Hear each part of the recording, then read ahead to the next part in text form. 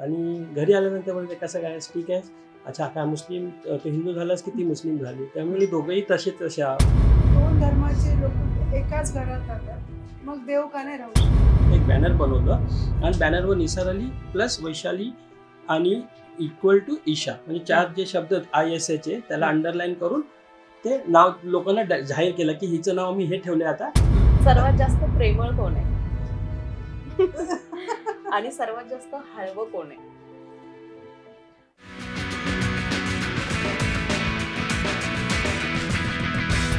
नमस्कार मंडळी, मानिनीच्या तू तिथं मी या सेगमेंटमध्ये तुम्हा सगळ्यांचं स्वागत आहे. आज आपल्या सोबत आहेत ते म्हणजे वैशाली महाडिक, त्याचबरोबर निसार अली सय्यद. दोघांचंही खूप स्वागत आहे माय महानगर मानिनीमध्ये. तुम्हाला नुकतंच महाराष्ट्र फाउंडेशन अमेरिका यांच्या मार्फत सामाजिक क्षेत्रात चांगली कामगिरी केल्याबद्दल पुरस्कार मिळाला, त्याबद्दल तुमच्या दोघांचंही खूप खूप अभिनंदन. आणि मानिनीच्या तू तिथं मी या सेगमेंटमध्ये तुम्हा दोघांचंही स्वागत. सर, सुरुवातीला प्रेक्षकांना थोडक्यात तुम्ही ओळख करून दिलात तर खूप छान होईल. माझं नाव निसार अली सफदर अली सय्यद. मी मालाड मालवणीमध्ये राहतो, पत्रकारिताही करतो आणि सामाजिक कार्यात मी 1989 पासून आहे. राष्ट्रीय सेवा दलापासून मला जे संस्कार मिळाले सामाजिक कार्याचे, ते 5 जे त्यांचे उद्देश आहेत त्या उद्देशाला धरून आम्ही सतत काम करतो आणि मग ह्या पद्धतीचं आमचं समाजाचे दैनंदिन कार्य ह्या पद्धतीने चालतं. म्हणजे सगळ्याच विषयांवर, म्हणजे लहान मुलांवर, महिलांवर, एकल महिलांवर विशेष करून आणि तरुणांसोबत आमचं कार्य. निश्चितच मॅम, तुमचं पण कार्य थोडक्यात सांगाल? माझं नाव वैशाली अनंत महाडिक. मी मालाड मालवणीमध्ये राहते. मी गृहिणी आहे, पण राष्ट्रीय सेवा दलाचे जे संस्कार आहेत ते माझ्यावर निसारजींनी घडवले, त्यामुळे मी पण समाजकार्यामध्ये सध्या तुम्ही काम करताय. तर मला म्हणजे तुम्हाला तुमच्याकडून ऐकायला सुद्धा आवडेल आणि हा प्रश्न विचारायला पण खूप आवडेल की निसार अली सय्यद आणि वैशाली महाडिक म्हणजे दोघांनी नाव सांगितलं आणि पती पत्नी आहे म्हणून सांगितल्यानंतर लोकांच्या रिॲक्शन वेगळ्या येत असतील, तर हे जुळून कसं आलं आणि नक्की काय बॅकग्राऊंड आहे तुमच्या स्टोरीचा? 2003-04च्या दरम्यान मी एका NGO मध्ये काम करत होतो. TBचा एक प्रोजेक्ट होता आणि त्या प्रोजेक्टचं मी कोऑर्डिनेटर म्हणून सगळं नो हेल्थ कोचचं काम सांभाळायचो. नो हेल्थ कोच त्या NGOचं काम होतं. त्यावेळी वैशाली एका हेल्थ कोचची मॅनेजर म्हणून काम करायची. त्यावेळी आमचा संपर्क आला आणि त्यावेळी मग पुढे आम्ही स्पेशल मॅरेज ॲक्ट प्रमाणे लग्न केलं. मॅम, तुम्ही काय सांगाल की म्हणजे हे लग्न करत असताना काही अडचणी आल्या का? काय होता अनुभव? अडचणी तर खूप आल्या आणि सर्वप्रथम जर मी पूर्ण घाबरलेली की एक मुस्लिम व्यक्ती मला डायरेक्ट लग्नाचा विचारतो, त्यामुळे मी एकदम शॉक झालेली. म्हटलं डायरेक्ट कसं प्रश्न विचारू शकतात. तर मी म्हटलं ठीक आहे, पण निसारजींचे जे विचार होते ते मला खूप आवडले, त्यामुळे मी तयार झाले. म्हणजे तुमच्या दोघांच्या रिलेशनशिपमध्ये विचाराला खूप महत्व होतं ना की जातीला. तुम्हाला काही अडचण आली का सर? अडचण अशी नाही आली मला, कारण माझ्या घरापासून मला आई वडील नव्हतेच, तर भाऊ बहीण सगळ्यांचा सपोर्ट होताच. आणि आमच्या घरात पुरोगामी थोडं वडील असल्यामुळे मला तो म्हणजे जाती धर्माचा एवढं हे काय पायंडा नाही आमच्या घरात, म्हणजे त्यामुळे तो तेवढा विरोध नाही झाला. हां, पण समाजात झाला. समाजात काही लोक लग्नानंतर आले आणि मित्रच होते काही, खूप हसत खेळत यायचे आणि घरी आल्यानंतर बोलते कसं काय ठीक आहे, अच्छा काय मुस्लिम तो हिंदू झालास की ती मुस्लिम झाली, त्यामुळे दोघंही तसे आहोत, दोघांचाही धर्म बदलला नाहीये. तर त्यांना अडचण व्हायची, ह्या प्रश्नाचं उत्तर दिल्यावर त्यांना अडचण व्हायची आणि मग ते गपचूप निघून जायचे. म्हणजे आता समाजाने एवढे टोमणे देऊन किंवा असे उलटे प्रश्न विचारून सुद्धा आज तुम्ही दोघं सुद्धा समाजासाठी काम करताय आणि निश्चितच हे कौतुकास्पद आहे. मॅम, मी तुमच्याकडे येते की अशी एखादी घटना की जिथं तुम्हाला तू तिथं मी या वाक्यानुसार सर तुमच्या सोबत आले, की तुम्ही एखादं स्वप्न पाहिलं आणि त्यावेळी सर तुमच्या सोबत होते. म्हणजे 2012 मध्ये जेव्हा मी स्वतःचं घर घेतल्यानंतर त्या घरामध्ये शिफ्ट झाले, म्हणजे माझा असा विचार नव्हता की गणपती आणायचा, पण हा विचार आला की दोन धर्माचे लोक एकाच घरात राहतात, मग देव का नाही राहू शकत? तर त्यासाठी म्हणून मी एक आपलं छोटासा एक गणपती आणून पर्यावरणपूरक तो आम्ही साजरा करायचा ठरवला. जस्ट असा विचार मांडला, तर निसारजीने मला सपोर्ट केला. त्यामुळे तू तिथं मी कार्यक्रम म्हणजे ठीक आहे, चांगला आहे. सर तुमच्या बाबतीत असा कोणता इन्सिडेंट होता? मागेच लॉकडाऊन होतं ना, त्यावेळी पत्रकारिता करत होतो. तर एक नगरसेविका होती, नाव नाही घेत मी त्यांचं. तर ते एक क्वारंटाईन सेंटरच्या बाहेर 2 ताशा घेऊन एक सेल्फी सेंटरचं उद्घाटन करत होते आणि मला ही माहिती मिळाली. तर मी तिथे त्यांच्या ती बातमी करायला गेलो. तर तिथे मला त्या लोकांनी मारलेलं आणि मी 1.5 तास ते पोलिसांनी कंप्लेंट नाही केली. त्या घरी आलो. तर आल्यानंतर मग वैशालीने सांगितलं असं घडलंय. तर ती लगेच उभं राहिली, चला आता जाऊया आपण पोलीस स्टेशनला, मी आहे तुमच्याकडे. म्हणजे पाठिंबा प्रत्येक गोष्टींना असतो. तर ते मोठंसं उदाहरण दिलं. तर छोट्या छोट्या गोष्टींना समजा असं काही करायचा विचार केला. आता काय अनेक वेळा असं होतं ना की कधी कधी आमच्याकडे आमच्या मुलीला देण्यासाठी काही नसतं, पण बाहेरच्या लोकांना देण्यासाठी ते आवश्यक असतं. तर त्यावेळी पण वैशाली माझ्या पाठीशी असते की बाबा नाही, हे गरजेचं आहे, आपण देऊया आपल्या मुलीला, आज नाही उद्या करूया. तर कसं की सतत पाठिंबा आणि सतत एकत्र असतं, ह्या प्रकारचं आमचं बॉन्डिंग आहे. आता तुम्ही दोघांनी पण मुलीचं आता तुम्ही उदाहरण सांगितलं, तर मुलगीला आता पॅरेंट्स बघायला गेलं तर एक हिंदू आहेत, मुस्लिम आहेत, पण मुलगीची जडणघडण करताना पालक म्हणून दोघे कसे असतात तुम्ही? पालक म्हणून असं आहे की माझ्या मुलीला आम्ही पहिलं तर तिला आता ती 10वीची परीक्षा देत आहे आणि आता ते घरी आहे, परीक्षेची तयारी करत आहे. तर तिच्या ओपन ठेवलं आहे, पूर्ण लिबरल तिला दिलं आहे वातावरण. तिला सांगितलं ज्यावेळी तू 18 होईल, कायद्याने ज्यावेळी तुझं वय होईल, त्यावेळी तुला वाटलं कोणताही धर्म तुला स्वीकारायचा आहे, तू धर्म स्वीकारू शकते, तुझ्या पद्धतीने तुला राहायचं आहे तेही राहू शकते. पण आतापर्यंत तिच्यावर जे संस्कार आहेत, तिला धर्माचं एवढं हे नाही आहे. कोणत्याही धर्माचं आम्ही सगळे धर्माचे सण आमच्या घरी साजरे केले जातात, परंतु धर्म म्हणून म्हणजे असं काय पकडून ठेवलेलं नाही आम्ही. सणाबद्दल आता सर बोलले, मॅम तुम्ही विशेषतः महिला सणामध्ये नटतात थटतात, तर तुम्ही कोणकोणते सण साजरे करता आणि कसा रिस्पॉन्स असतो फॅमिलीकडून आणि समाजाकडून सुद्धा? आमच्या घरी तर सगळे सण हे साजरे होतात.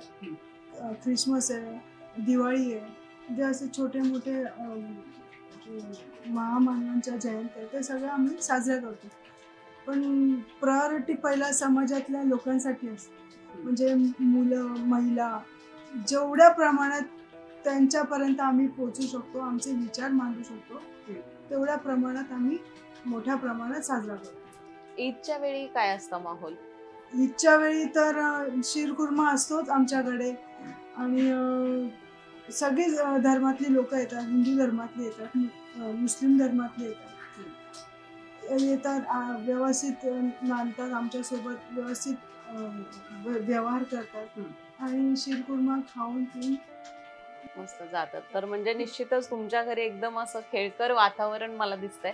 पण सर तुमच्याकडे यायचं झालं तर कोरोनात तुम्ही दोघांनी सुद्धा चांगलं काम केलं. कोरोनातील एखादा इन्सिडेंट सांगाल का की जो खरंच कठीण होता? सुरुवात कठीण होती आम्हाला, कारण एकीकडे असं होतं की आम्ही घाबरलेलो होतो की आता काय होईल, नवीन काहीतरी प्रकार आलेला आहे, आपल्याला हेल्थ इश्यूज संदर्भात माहिती नाही, आरोग्यासंदर्भात माहिती नाही, हा आजार नवीन आलाय, त्याच्याशी लढाई कशी करायची हे माहीत नाही, आणि स्वतःकडे आर्थिक पाठबळ काही नाही, रेशन नाही, काय नाही, अशा परिस्थितीत आम्ही दुविधेत होतो. त्यात काही दिवस गेले आणि आमची एक मैत्रीण आहे, तिने 50 लोकांचे रेशन वगैरे आणलं आणि ते आम्ही थोडंसं वाटप केलं. पण तरी पण ती भीती वाटायची की वाटप करताना आम्हाला तरी नाही होईल का, कारण वैशालीला डायबिटीस आहे, हायपरटेन्शन आहे, तर हाय रिस्क एरियामध्ये ती असल्यामुळे थोडंसं भीती वाटायची. पण शेवटी वैशालीने सांगितलं की आपण समाजातले असून सुद्धा आपण घरी कसे बसणार. मग आम्ही बाहेर पडलो, मग हिंमत करून आम्ही बाहेर पडलो, पण थोडीशी काळजी घ्यायचो, हँड ग्लोव्स लावायचो, सॅनिटायझर सोबत असलं, फेस मास्क लावून आम्ही घराघरात जाऊन लोकांना अवेअरनेस क्रिएट केली. आणि त्यानंतर आम्ही एक मोहीम सुरू केली, अपनी सुरक्षा अपने हात, महामारी पे करेंगे मात. आणि ह्या अंतर्गत आम्ही पेशंट शोधत होतो घराघरातनं, की काय होतं की त्यावेळी लोक घाबरलेले, तर ताप आलं तरी हॉस्पिटलमध्ये जायचं, मग त्यांना BMC बरोबर पुढे पुढे टायअप करून दिल्या आणि हॉस्पिटलमध्ये त्यांना हॉस्पिटलपर्यंत जाण्याचा प्रयत्न त्यांच्या करून दिलं.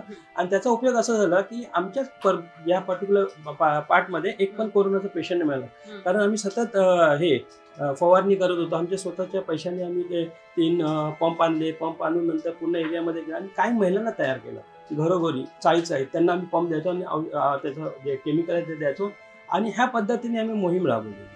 आता तुम्ही महिलांचा उल्लेख केलात मॅम, महिलांचा कसा सहभाग होता आणि तुमचा वाटा कसा होता त्यामध्ये? करोनामध्ये आमच्या बाजूला एक कारखाना आहे, त्याच्या बाजूला एक घर फॅमिली राहायची. एक छोटा मुलगा आणि नवरा बायको. तर मी निशाजींना म्हटलं की मी त्यांना विचारू का की त्यांना काय प्रॉब्लेम आहे का? तर बोलतो नाही, तुला अगर शिव्या खायच्या असतील तर तू जा तिकडे विचार. तर मी म्हटलं चालेल ठीक आहे, मी खाईन शिव्या. मी गेली आणि त्यांना विचारलं की तुम्हाला काय प्रॉब्लेम आहे का? तो बोलते हाँ, मैंने तुम लोग को कुछ राशन वगैरह कुछ चाहिए क्या? बोलते हाँ, हम लोग का जॉब ही छूट गया है, हमको जो मिलेगा रेडीमेड खाना मिलेगा, राशन मिलेगा वो दे दो प्लीज. तो मग मी यांना निधाजींना म्हटलं की हां, त्या फॅमिलीला खूप मोठा प्रॉब्लेम आहे, तर त्यांना आम्ही राशन पुरवणी वगैरे सगळं केलं. आता हे दोघांनी मिळून काम करत असताना एखादा असा फेज आला की जिथे वाटलं की जाऊ दे बाबा समाज, आपण आपलं बघावं आणि राहावं, म्हणजे लोकांच्या तशा रिॲक्शन वेगवेगळ्या बघून, तर तशी एखादी फेज होती का आयुष्यात, वाटलं की हे जे काम करते ते थांबवावं बाबा कुठेतरी? रोज असं वाटतं रोज असं वाटतं की आपण जे काम करतो त्याचा उपयोग काय होतो शेवटी समाजाला, कारण समाजाला किंमत नाही वाटत. एखादा समजा भंडारा ठेवला, एखादा हिंदू धर्मियांचा किंवा मुस्लिम लोकांची नियाज ठेवली तर हजारो लोक ते जमतात.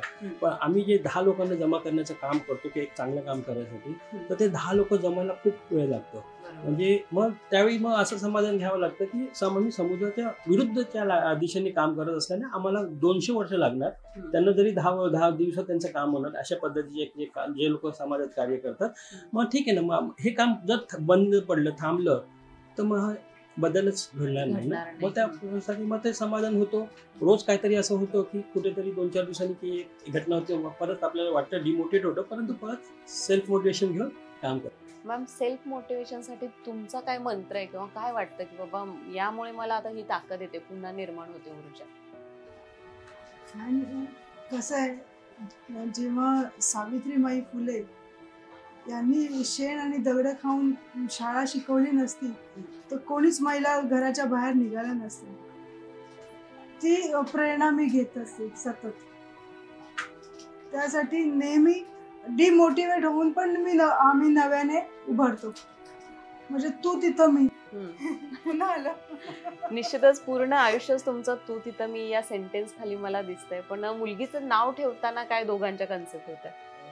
तिचं नाव ईशा ठेवलं. तर आमच्या डोक्यात ही कल्पना नव्हती की ह्या धर्माला धरून काहीतरी याचा अर्थ असेल. तर आता दोघांचे घरातल्या लोकांना थोडंसं नाराजी दिसली. ह्यांचे घरांचे लोक खुश होते कारण ते हिंदू देवता म्हणून मानत, आणि मुस्लिम लोक नाराज झाले. आमच्या घरचे म्हणजे हिंदू नाव ठेवून दिलं.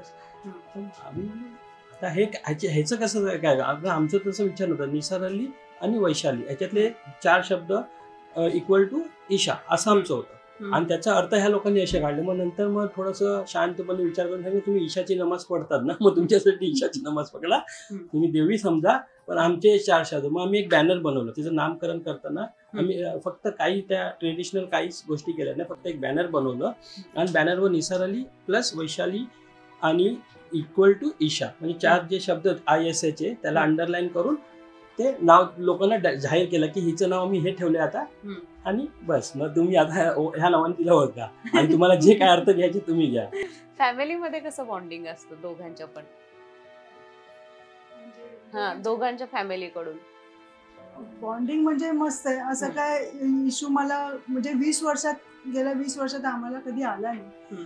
ते तर बाहेर समाजातले जे माणसं असतात ना, ते फॅमिलीला टोचत असतात. ते तात्पुरतं होऊन जातं, पण परत पॅचअप होऊन जातं. असं आमचं फॅमिली बॉन्डिंग आहे. मस्त. म्हणजे गप्पा तर खूप छान रंगलेत. पण येत्या काही वर्षात काय स्वप्न आहेत सर, म्हणजे या समाजाला आणि सगळ्याला तुमच्या कार्याला धरून? आमचं एकच स्वप्न आहे की आम्ही एकल महिलांसाठी जे कार्य करतो, तर एकल महिलांमध्ये अशा महिलाही आहेत ज्या 70 पार झालेल्या आहेत, आणि अशाही आहेत ज्या तरुणी आहेत. तर त्या तरुणी महिलांना सरकारकडनं किंवा समाजाकडून त्यांना ॲक्सेप्ट पहिला प्रायोरिटी, आणि ते ॲक्सेप्ट केल्यानंतर त्यांना त्यांचा जगण्याचा अधिकार दिला पाहिजे. कारण आजही आमच्याकडे अशा महिला आहेत. आम्ही व्हॅलेंटाईन डेची मागील 6 वर्षापासून एकल महिलांना पिकनिक नेतोय. तर त्या पिकनिक दरम्यान असा अनुभव आलाय की त्या महिलांना एक दिवस असं मिळतं की त्या आनंदाने जगतायत. म्हणजे त्यांना आनंदच नाहीये घरी. कारण लग्नाआधी ती महिला आपल्या त्या आईच्या कुटुंबात करते, त्याच्यानंतर लग्न झालं आणि पतीचे काय अडचणी आली, सोडल्या किंवा काय समजा काही वेळ दिवस झाला किंवा सेपरेट झाले किंवा मृत्यू झाला, मग ते मुलांसाठी करत असते. आणि मुलं जरी वाईट संगतीला लागले मग ती आई अजून त्रासलेली असते. तर त्या आईला, त्या मुलीला, त्या लेकीला सपोर्ट नसतो. तर तो सपोर्ट आपला समाज म्हणून आपल्याला देणं गरजेचं आहे. हे काम करत असताना मला एक प्रश्न विचारायला आवडेल की सध्याची जी नाती आहेत, म्हणजे तुम्ही तर म्हणजे जे प्रेम आहे ते आतापर्यंत इतक्या वर्ष टिकवणं हे सध्याच्या पिढीला थोडंसं जड जाते, कारण आत्ताचं जे कंडिशन आहे म्हणा, फास्ट फॉरवर्ड सगळी लाईफ झालेली आहे. तर आत्ताच्या पिढीसाठी दोघांच्याकडून काय संदेश असेल? थोडं ऍडजस्टमेंट करायला पाहिजे. कारण कसं असतं की सगळेच विचार माझे वैशालीला मान्य होणार असं नाही ना, कारण आम्ही कम्प्युटर नाही, फॉर्मॅटिंग केलेली नाही. आणि थोडे आणि दोन्ही संस्कृती वेगवेगळ्या आहेत, जाती धर्म वेगळे आहेत, राहण्याची जीवन पद्धती वेगळी आहे. तर ते शिकत आम्ही ते करतो. त्यामुळे दोघं मिळून ऍडजस्टमेंट करायला शिकलो आणि त्यामुळे आमचे भांडणं होतात असं नाही की नाही. एकदम फ्रेमवर्क नाही, होतात आणि होणारच. पण त्यानंतर तिथे एक स्टेप पुढे जाणं ते महत्वाचं आहे. आणि सगळ्यात महत्वाचं म्हणजे आजचे वातावरण मी थोडंसं बोलतोय की लव जिहाद करतायत, पण हे लव जिहाद नव्हे तर हे लव इत्तेहाद म्हणजे लव युनिटी आहे. आमचं जे उदाहरण आहे हे मी नेहमी बोलतो. त्याचं कारण असं की आता आम्ही कुठे जिहाद करतोय बघा ना, आमच्या घरी 2 धर्माचे सण होतात, 2 धर्माचे बाकीच्या गोष्टी होतात. त्याशिवाय अजून दुसऱ्या 4-5 धर्मांचे जे लोक होतात त्यांच्याबरोबर आम्ही केक कापतो, क्रिसमस मनवतो, सगळे सेलिब्रेशन करतो. गणपतीच्या वेळी आम्ही शिरखुर्मा आणि मोदक, उकळीचे मोदक म्हणून प्रसाद दिलेला लोकांना आणि ते खूप आवडले लोकांना. तर असे प्रयोग केले पाहिजेत. समाज तसंच बांधलं जाणार, नुसतं बोलून नाही चालणार, प्रॅक्टिकली करावं लागेल. मॅम, तुमच्याकडून काय या पिढीला संदेश?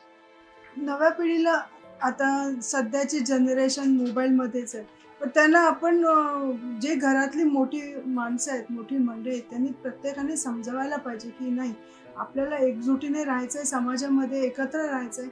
ना की कोणी बाहेरचा येऊन नेत्याने सांगितलं की तुम्ही हिंदू मुस्लिम किंवा वेगळ्या जात धर्मात आहात. ते तुमच्या परीने तुम्ही जगा, पण जगू द्या आणि जगा, हे माझं सांगायचं आहे. निश्चितच दोघांचाही म्हणजे खूप खूप आभार की तुम्ही इतक्या छान गप्पा मारल्यात माझ्यासोबत आणि तुमची पर्सनल लाईफ आहे ती तू तिथं मी अंडर कशी येते हे आमच्या सर्व प्रेक्षकांसोबत शेअर केलं. पण निश्चितच आपला अजून मुलाखत संपलेली नाही. आपला एक रॅपिड फायर राऊंड असतो ज्यामध्ये मी क्वेश्चन विचारेल आणि तुम्ही आन्सर द्याल. वळूयात रॅपिड फायर राऊंडकडे. सकाळी लवकर कोण उठतं? चहा सर्वात चांगला कोण बनवतं? लिखाणाची आवड कोणाला सर्वात जास्त आहे? पहिल्यांदा सॉरी कोण म्हणतं? समजा भांडण झालं तर पहिल्यांदा सॉरी म्हणायला कोण येतं? सर्वात जास्त प्रेमळ कोण आहे? आणि सर्वात जास्त हळवं कोण आहे? आपण बघितलं की दोघांचे पण जोडी लिटरली म्हणजे म्हणतात ना की जोड्या खरंच वरून असतात, त्याच पद्धतीने मला दिसतं तुमचं प्रेम आणि तुमची ही पूर्ण स्टोरी आम्हाला खूप छान वाटली. त्याचबरोबर प्रेक्षकांना सुद्धा आवडले असेलच. पण अजूनही तुम्हाला वेगवेगळा प्रतिसाद द्यायचा असेल तर निश्चितच तुम्ही कॉमेंट करू शकता. सर आणि मॅम, तुमचं खूप धन्यवाद. तुम्ही तुमचा मौल्यवान वेळ आमच्यासाठी दिला आणि याच प्रकारचे अनेक व्हिडिओज आम्ही माय महानगर मानिनीवर शेअर करत असतो. हा व्हिडिओ कसा वाटला हे कळवायला विसरू नका. आवडला असेल तर शेअर करा, कॉमेंट करा आणि हो, जर तुम्ही आमच्या चॅनेलला नवीन असाल तर सबस्क्राईब करायला विसरू नका. धन्यवाद.